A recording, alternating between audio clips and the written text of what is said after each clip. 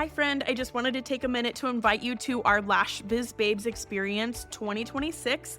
This is a one-day all online event happening on May 2nd, and our theme for the year is going all in. We are shaking things up and doing it differently than anyone ever has before. This is going to be an all online event as usual, but it's going to be 100% a curated journey throughout your day as we guide you through the mindset, strategy, and passion needed to go all in on your business to make it your best year in business yet. All lash artists, estheticians, and beauty professionals are invited to join us. There will be guided sessions, interactive workshops, a panel discussion, and big giveaways happening throughout that whole day.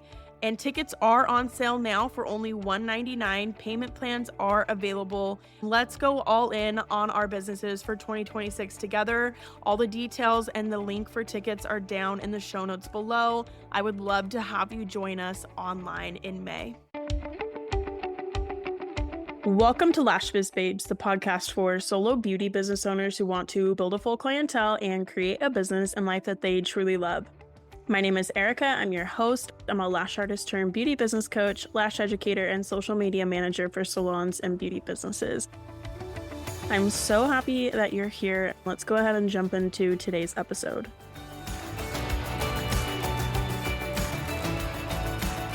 Welcome to this week's episode. I'm so excited to have my friend Jenna on here. We met this past January. We've connected over Instagram since then, and so I'm really excited to have her on the show. So let me tell you a little bit about her. Jenna is a lash and brow salon owner turned beauty business consultant and mindset coach.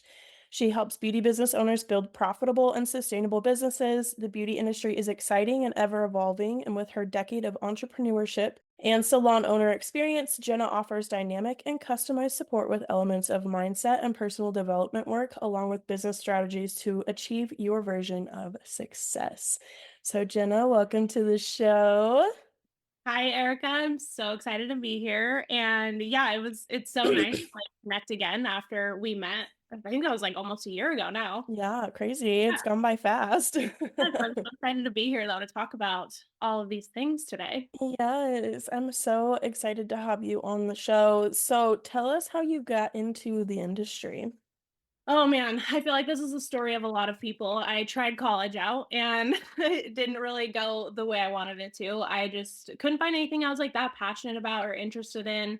Never was really that dedicated to school, to be honest. I ended up going to aesthetic school down in Boise is actually where I got my start in the beauty business. I went to aesthetic school back in 2014 and I took a lash class. Lash classes weren't really a part of the curriculum at that time, so it was it was a class outside of it. Actually, I think it was taught by one of the girls in the class above me, and she had been doing lashes for probably 5 years before that, which that's real OG lash artists. So I learned from her back in 2014, and this is when lashes were fairly new, I would say, and ended up absolutely loving it. I really enjoyed the aesthetics, the spa type of work within aesthetic school, but I ended up just being so passionate and obsessed with doing lashes. So ended up working for this gal who actually taught me how to do lashes because she opened a salon, and that was nice because I was able to really work under her who had taught me in the first place. So I learned a lot within the first year. And then I just grew from there. Only did lashes, only was doing classic lashes at the time, built my clientele there, ended up meeting my husband and moved up in northern Idaho, which is where I'm at now. And I built my clientele again up there. And then I ended up moving one more time just to a different city in the area and built up a clientele again there. That was back in what was that? 2020, I think. And I had been doing lash education for the last 5 years before that. And then I finally decided to get into salon ownership. And that was around 2020 and dove into that. And then I ended up selling the business in 2024 to follow my coaching path. And that is where I'm at now. I love it. Having to rebuild that many times. I've been there, done that.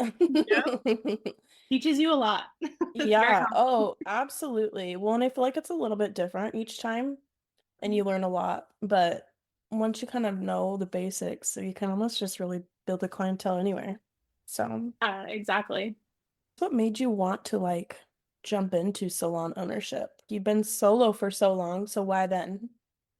Yeah, I was just kind of I had to be honest, I had kind of left the industry and went to part-time instead of full-time a couple times because I ended up going back to college actually and getting my degree in advertising. And so I was working part-time doing lashes. I was just kind of searching for like what's next. And after I finished college, I was thinking I was going to go into working, into working for someone else again, which I don't know why I thought that was going to happen or why that would be a good idea because I had been on my own for so long.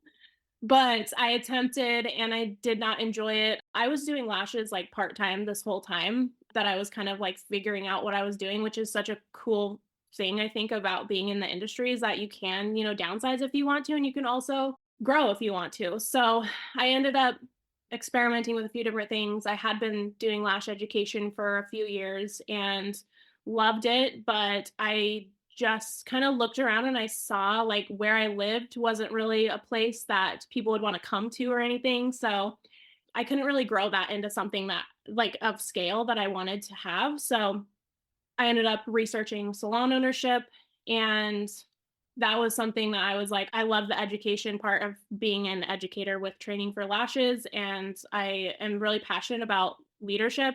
I think when you're even growing a solo business, especially I'm sure as you know, with marketing on social media, you kind of have to show up as a leader in some sense and build that trust with people. And I wanted to do that, but with my own people. Like I wanted to develop like my own people. So that was kind of what got me into salon ownership. I'm gonna be honest and say, like, I didn't go into salon ownership with any I knew the basic idea in the beginning of what I was jumping into, but I didn't really have the full scope. I feel like that's most salon owners, at least the ones that I've talked to, have had that experience as well.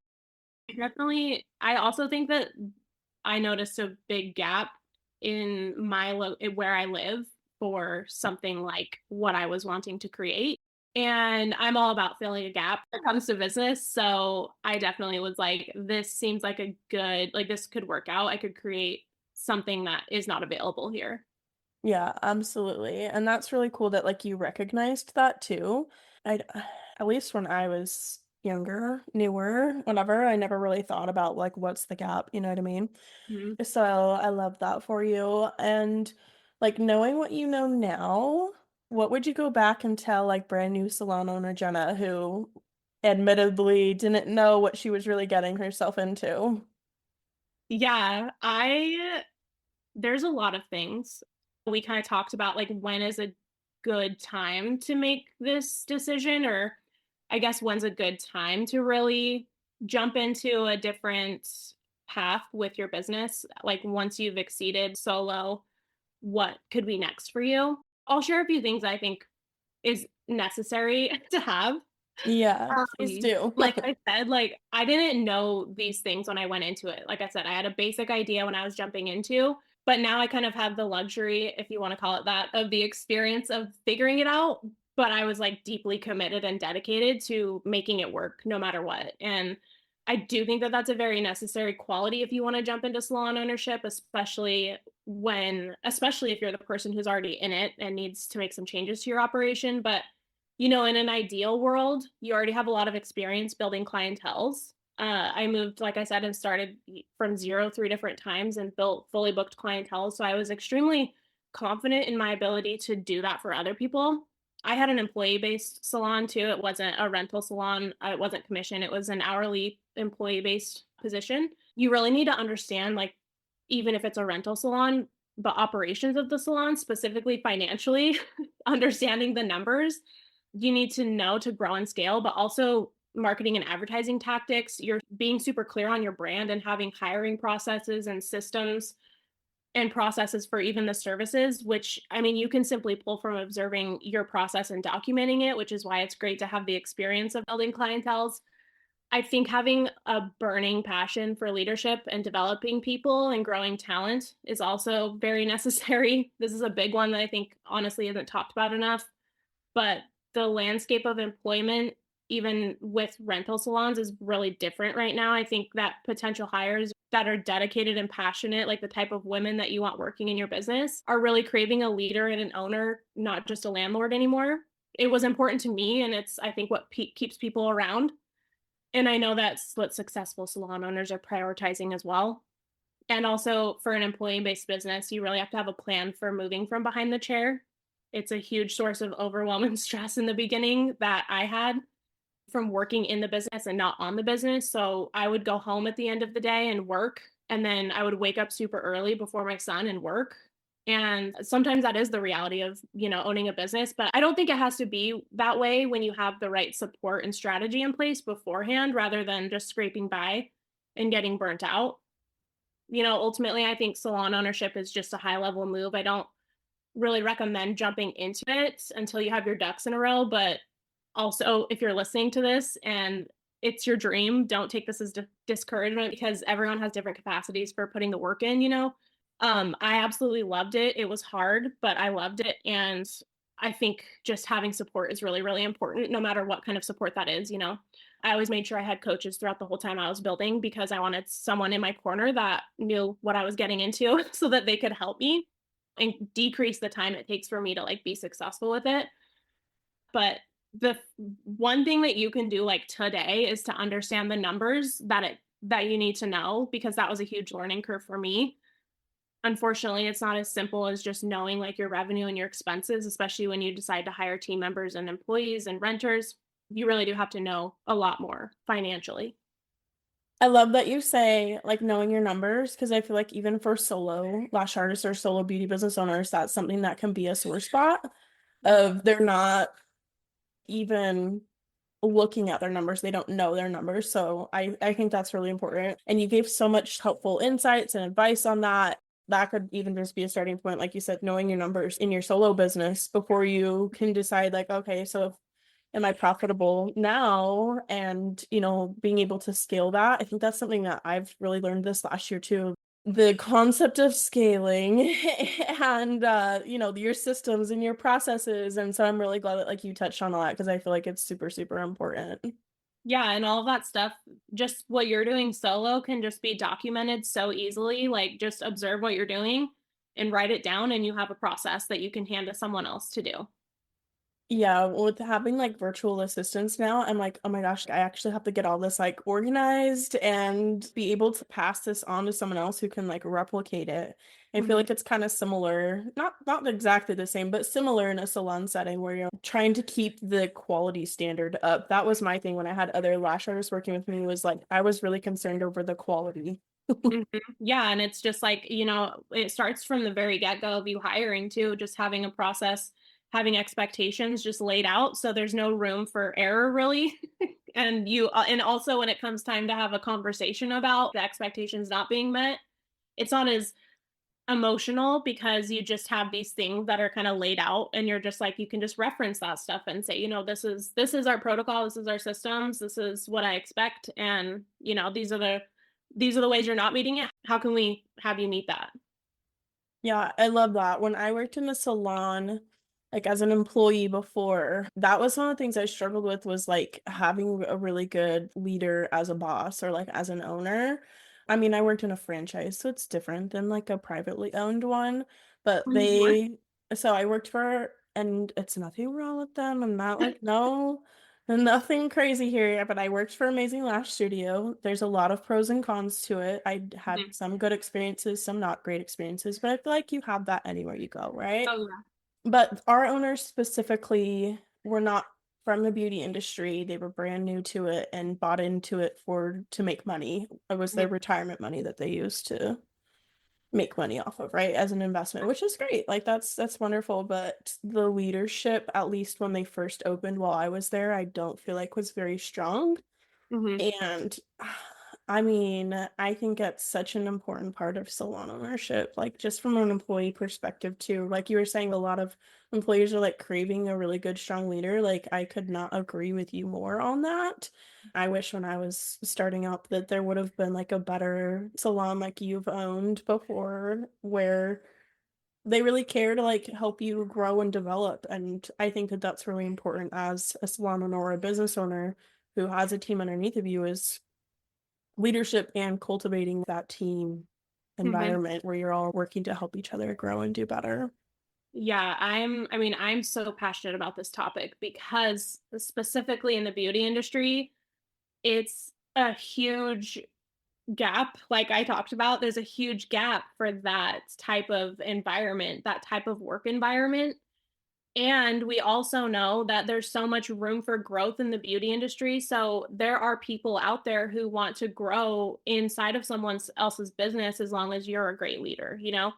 And I don't see a lot of that. Like it's pretty rare to see salon owners being that type of a owner, being a leader first. And I think there's so many, this salon owner business model, especially with employees, is hard because we oftentimes are the ones who go from solo to salon ownership, and we're still stuck in that service provider mindset, and we have to be in a totally different mindset to run the business. So that's why I mentioned too, it's so important to have a plan to get out from behind the chair, because you can't be a good leader when your attention is somewhere else. And I know this from experience. I was like killing myself to make sure I was still showing up as a great leader too, because I knew how important that was, even though I was still kind of like slowly stepping back from taking clients.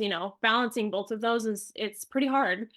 And sometimes it's just what you have to do at first, but just having a plan in place relieves a lot of that stress and that pressure, and kind of gives you a roadmap for like what exactly you need to show up as in order to keep employees, to keep growing, and to have it be a place that people are going to want to work at and not have that high turnover. I love hearing about people's experiences as employees in the beauty industry. That was such a big everybody was like, when I said I was hiring employees I don't know if it's just my area because it's not common, but having a beauty business with employees and not renters was like blowing people's minds. Like they were like, "Wait, what? Why would people do that? They can just go work on their own." Even my husband, honestly, he was like, "Why are people gonna work for you?" And I was like, I kind of had this honestly when I started out. Like I said, I was working for the person who taught me how to do lashes. I was learning everything from her hands on every day. And that's what set me up for success, I think, in my opinion. And that's what I was planning to offer women. I'm not going to sit here and like be unrealistic about what the realities are. People are going to leave. That's what happens. And my job is to just make sure their experience with me is the best possible experience they're going to have anywhere, in hopes that they want to stay and grow within my business, which is the cool part about starting out a salon pretty small, like a small startup salon, is like there's so many opportunities for people to grow into mentoring and educating other hires and into like social media roles in the business. There's so many different things that are available within a salon business. Yeah, absolutely. I love that you mentioned the growth within that because I think that that's something that's really important that a lot of people can prefer the salon environment because there is the opportunity for growth and they don't have to worry about like the back end side of things. Like not everyone wants to be a business owner. Not everyone's cut out to be a business owner. Some people just want to go to work, lash, do what they love and go home. Hmm. And that's like the opportunity that it gives them Yeah. to be able to like grow within someone else's business where they're not having to do all of the like nitty-gritty hard stuff. Yeah, exactly. Because that is a lot. It's a big risk. It's a big load that you're taking on when you own a business. It's just the way that it is, especially if you are driven and you do have goals that you want to meet. What's stopping you from being able to do that in someone else's business? Yeah, definitely. So I'm really curious because I know a lot of people when they're like, well, stepping out of the service provider role into a salon owner role, they're really worried about their clients and how they're going to take it. So I'm curious your perspective on that or like your experiences with that. Yeah, so having like the conversation with my clients, you mean? Yeah, like how do clients typically take that? Because a lot of people are worried about like, oh, they're not going to want to go to somebody else. Mhm. How do I get them to go to somebody else? What is that kind of like? Yeah, I think it's a hard conversation. I mean, I'm not gonna lie and say I didn't worry about it. I knew how my clients were gonna react. I knew that they were gonna be bummed. I knew that they might not potentially want to go to an employee I hired. And, that's just just, I think, being realistic and just communicating really well, which is something I always prioritize with my clients in the first place. Just like I was transparent with them about stuff. They also picked up on things. They're like, I can tell, you're getting busier with doing this stuff. A lot of them are employees themselves. They're like, how are you doing both of these things? Like they're asking me these questions themselves. And I think that you just kind of have to accept that, like, you're probably going to let some people down because they love you and they love being with you and you've built such a solid relationship with them. But what's the goal? What, you got to keep your eye on the prize. Yeah, it sucks having to say goodbye to those relationships. I think that's one of the biggest things I'd say I miss about being in that type of an environment is like my relationships with the customers and the clients that were coming in and out of the business, because they were so happy to be there and they made the business thrive, and I loved that and I loved maintaining those relationships. But it is just the reality of, you can keep making it hard on yourself and keep taking those clients, but at the expense of what? So just kind of like being, I mean, that's how my mind works. I know that it's a little more emotional for people, but again, back to the numbers thing, it's like me doing the things that are growing the business was going to give me higher returns than me sitting in the chair and taking clients.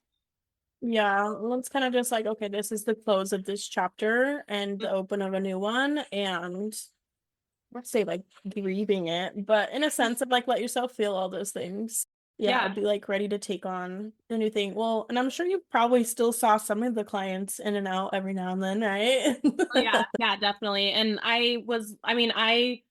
my plan was to send these people, if to offer to send them to people who I would have gone to myself, like I wasn't really like just going to be like, here you go, this person's brand new and doesn't know what they're doing, but you should go to them. I was building that trust. I was talking about how great my girls were so that before I even like let them know that I was going to be stepping back, it's like you got to be kind of strategic about it. And I think that's what helps alleviate some of the hard feelings around it. And I also think that, like you said, kind of grieving it and dealing with it before you even have these conversations so that you don't get even more emotionally involved with these conversations you have to have.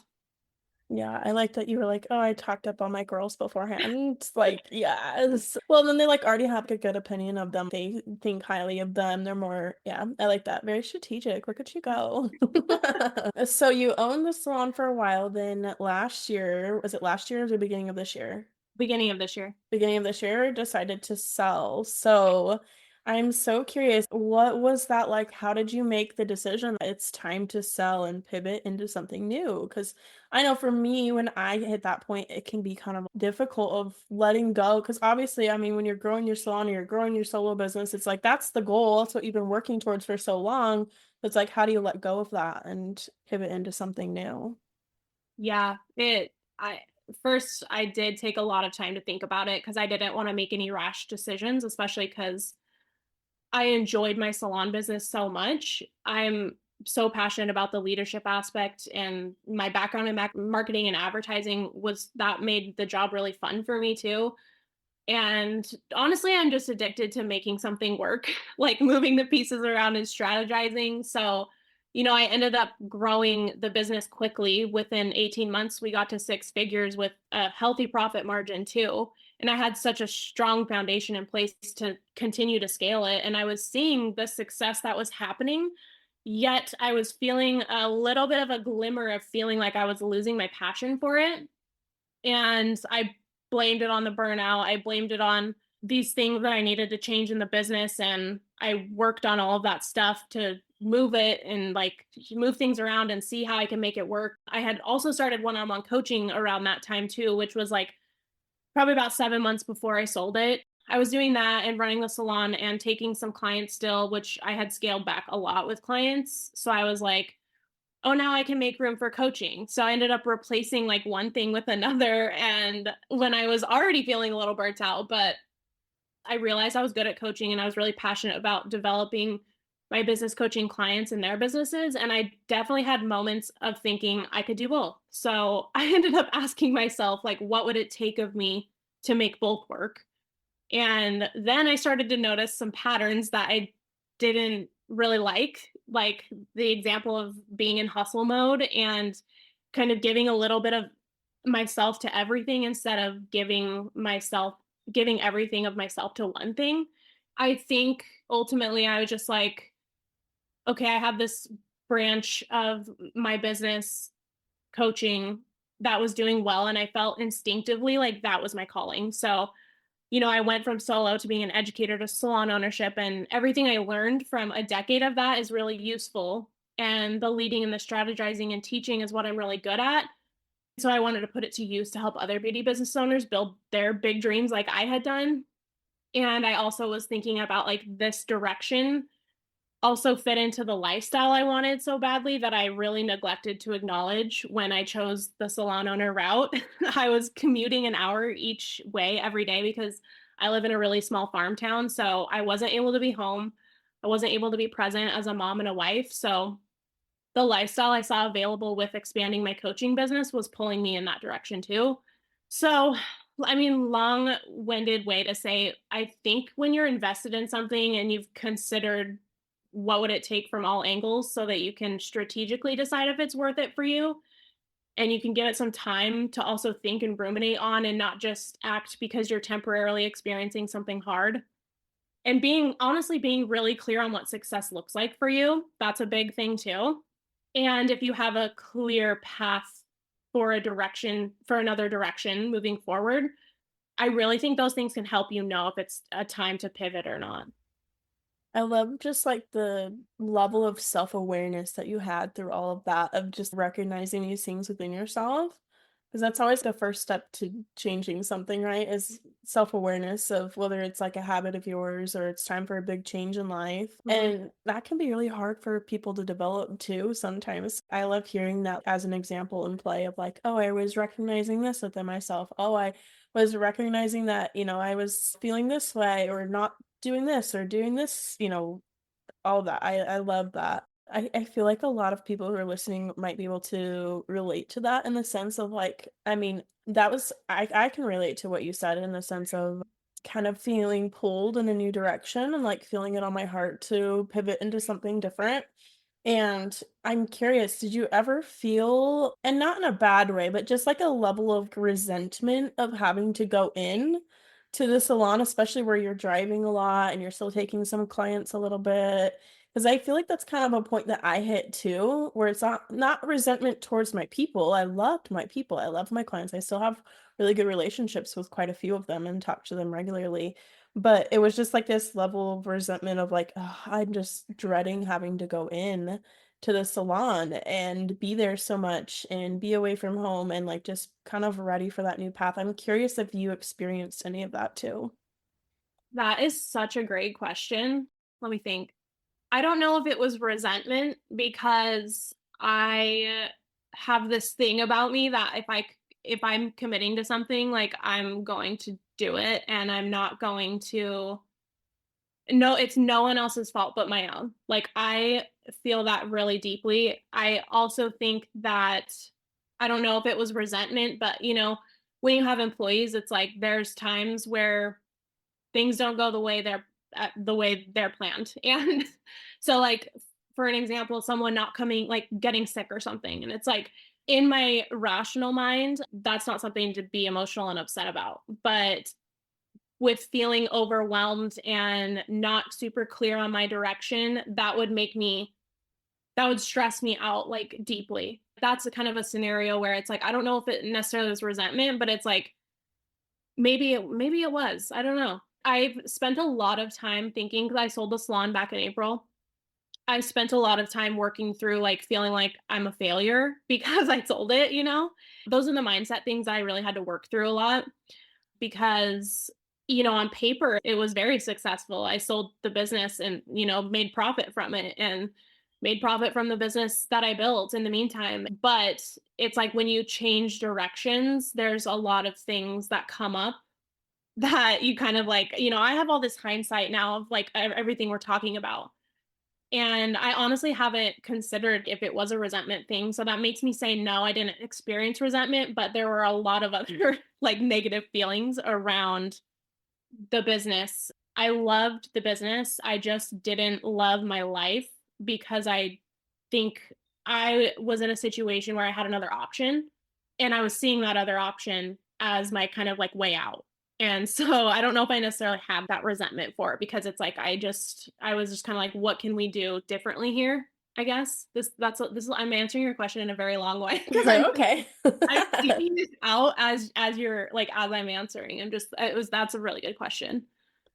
It almost just wasn't lighting you up anymore, and it was Yeah. like ready, just time to move to your next adventure in a sense of Exactly. I almost feel like I like torture myself because I'm always like, let's rebuild a new business again. Like I just keep doing it over and over again. And I think that's where it's like it's kind of hard to experience resentment maybe because I've done it so many times, but it's like I made this choice and I'm committed to it and I'm gonna make it work. yeah.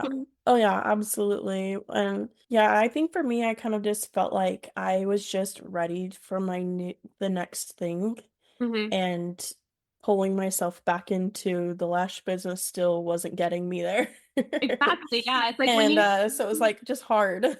I know, I think when you experience that resistance, if you're experiencing that feeling of like this is hard, that's a sign that there's some growth waiting for you somehow. And it's like you kind of just have to get aware then and be like, what's next? I want to be passionate about what I do. Like I'm not in business to just live a hard life and have, some successes and then be unhappy also. Like I want to enjoy the hard work that I'm doing.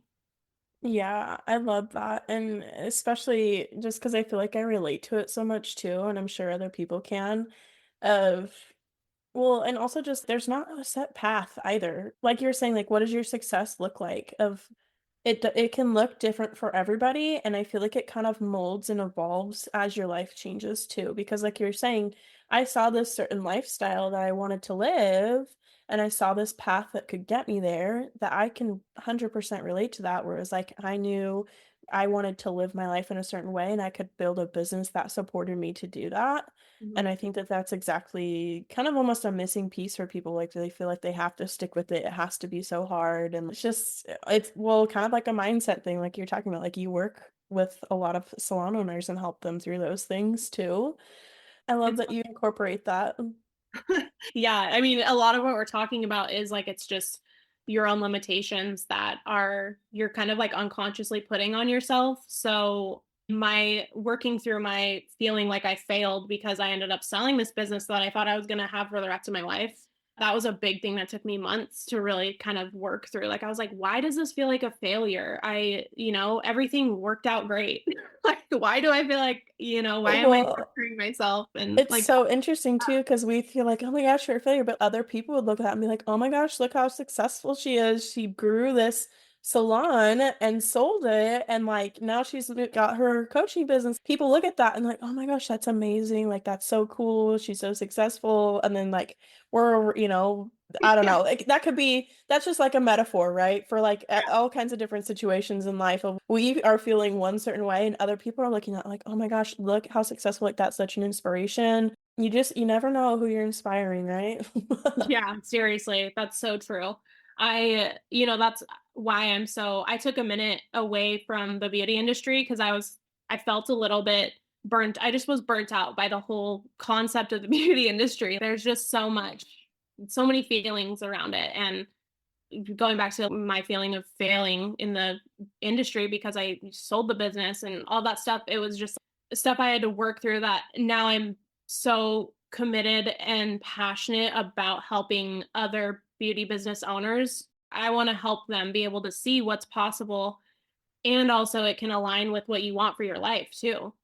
You don't have to choose one or the other. I think that that's a little bit of a misconception about being successful, especially I work with a lot of high achieving women who they've learned that their worth and everything good about them is tied to this success based on whatever success they told was success. It's just not true. You got to create your own path. That's why I love like custom one-on-one coaching because every single person has such a different set of circumstances, such a different set of expectations, different home life. There's just so many different like someone's going to tell me that 15K is their monthly goal someone else is going to tell me like 6K is their monthly goal. It's like those are very different things that's required of you to get there. And so, yeah, it's fun to be able to help these women create businesses that they actually enjoy running, and they get to build wealth from it too. Yeah, yeah. I think a lot of people just feel like it has to be hard, oh my gosh, I just have to work hard, I have to hustle it, we have this really like set preconception of or notion of what that's supposed to look like Hmm.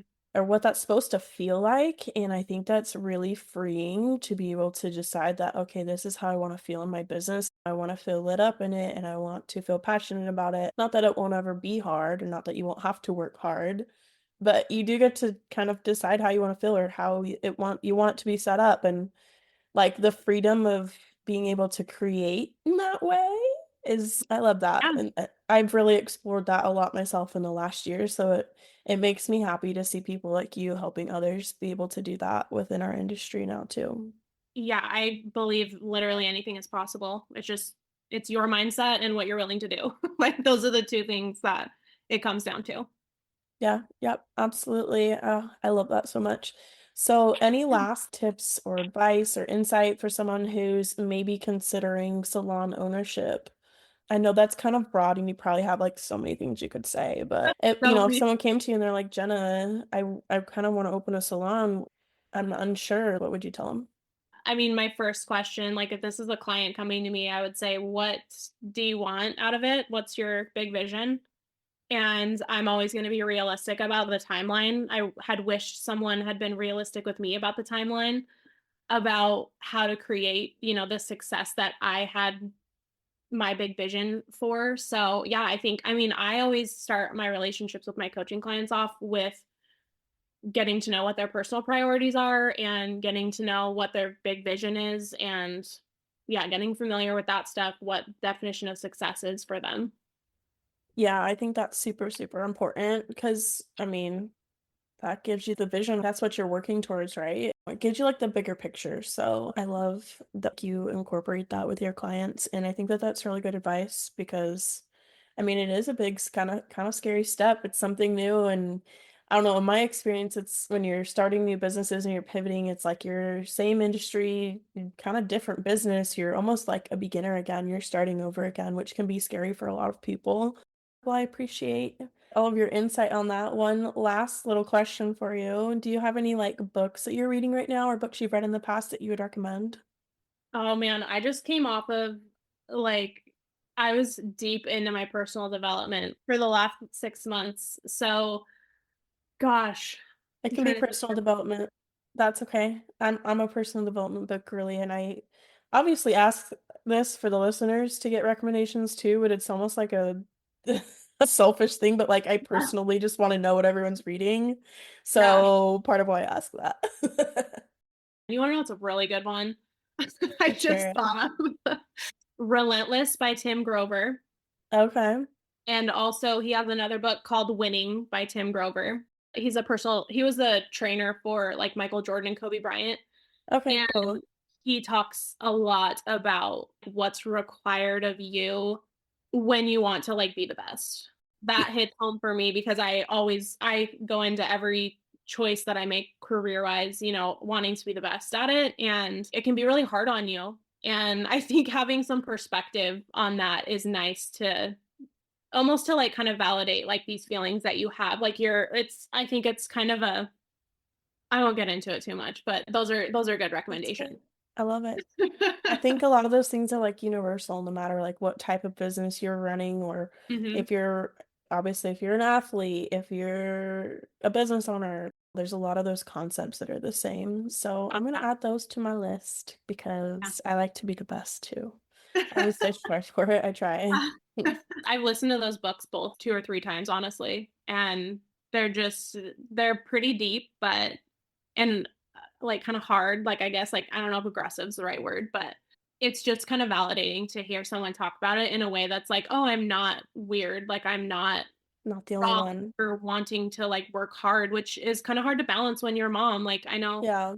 you are too, it's really when you become a mom and you also are an entrepreneur, especially if you were beforehand, it's a whole new, you have to like face a lot of your behaviors, I think, and Yeah. kind of like be able to be the best at both. And it's hard to be the best at both. Well, yeah, it almost makes you face the things that like you kind of want to ignore in a sense of like I Yes. know for me it was like unhealed trauma in my Yes. life. It was Hmm. like I came face to face with that with being a mom and with being a business owner and you have to face that and decide, am I going to do better? Like, am I, so a lot of people aren't willing to put in the work to do better with that, I don't feel like. And when it smacks you right up in the face and it's like, okay, am I going to work on this or not? And like being willing to make those changes for yourself and like do better for your business, for your kids, for yourself, that's a big deal. And yeah, I agree. It's been a journey, but I mean, I feel like it's so worth it. The further you can get and the better example you can be for your kids, you're just setting them up for success. And I know Yeah. I'm thankful for my entrepreneur journey because I feel like I've just almost had my eyes open to so many things I was oblivious to in the past. And Yeah. just like Yeah. self-development wise, self-growth wise, like I've just grown so much as a person. I can't imagine ever like, how did I live like that before? I know. Yeah. Entrepreneurship is so healing if you let it be. Like it, Yeah. like you said, it's gonna like smack you in the face with what you need to deal with. And then, you have the choice to acknowledge it and go from there and learn from it, or you can just kind of let it sit within you and be what's guiding like your decisions and stuff. And most of the time I just see that making it harder for everybody. Like it's just making it harder on yourself if you don't just face the feelings, face the facts. Yeah, yeah, absolutely. Yeah. Well, thank you so much for coming on and sharing. I appreciate all of your willingness to share your insights and your struggles and like the real and the raw with salon ownership because I think it needs to be talked about more. But I mean, I think it's really cool though because there's a lot of people who will have that drive to be like a really good salon owner, and I feel like that's becoming more prevalent now. A lot of people went solo and realized maybe that's not for them, and they're looking for good salons to work at. And I would love to see more really good salon owners like you in our industry. So thank you. Me too. The possibilities are endless. Don't stay within what you've been told is what you have to do as a salon owner, as a person. Like you can make it what you want to make it. I love that. So can you let them know where they can find you online and connect with you? Yeah, I'm mainly on Instagram and my handle is at Jenna Carroll Coaching, JennaCarroll Coaching. And I do one-on-one coaching. That's what I'm focused on right now. So you can find all the details for all of that on my Instagram. I also have a podcast. It's called Master of Self. And I do guest interviews and we talk about entrepreneurship, being successful, mindset, all of that stuff. And I recently just started dropping weekly mindset Monday episodes where I just dive into a 5 to 10 Very minute good. episode. Five Those to are 10. those are sometimes my favorite episodes of podcasts of Yeah. just like your little dose of mindset for the week. I love it. Yeah, I like Um, it because it's just a little less like curated and just kind of like my thoughts and what I'm trained in life coaching, so it's a lot of just deep mindset stuff, which is fun and what a lot of people need. I'm gonna go listen to all those. I'm adding that to my lineup. Thank you so much. And all her links will be down in the show notes for you to make it super easy to go be friends with her online. So thank you, Jenna. Thanks, Erica.